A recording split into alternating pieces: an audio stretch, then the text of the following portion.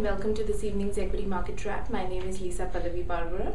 So it was another range bound and a very flat close for benchmark indices. Now this is not unusual given that it is close to the expiry of the futures and options series for the month of January, which is tomorrow.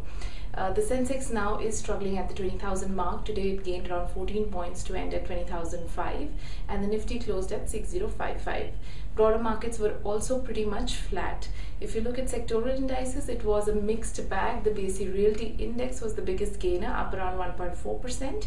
Consumer Durables Index was also up around 1.2%, and Oil and Gas Index gained around 1%. But individual stocks within those indices were all over the place, up and down.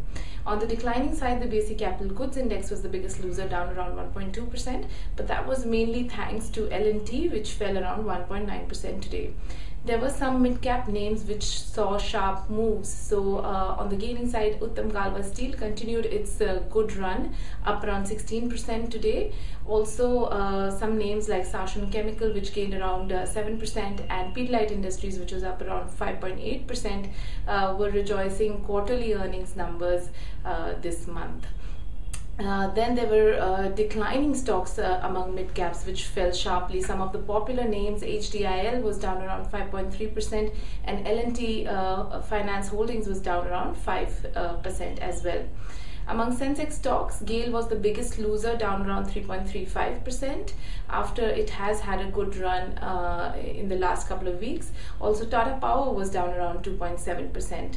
On the gaining side, there were defensives which moved up. So Cipla was up around 2.7%, HUL was also up around 2%, and Reliance Industries surprisingly was up around 1.9%. So not a whole lot to talk about today. It was more stock specific action before expiry, but January has been a good month with FIIs putting in around 18,000 crores in the equity markets on a net flow basis. That's all from me. Do log on to livemint.com for more details. Thank you.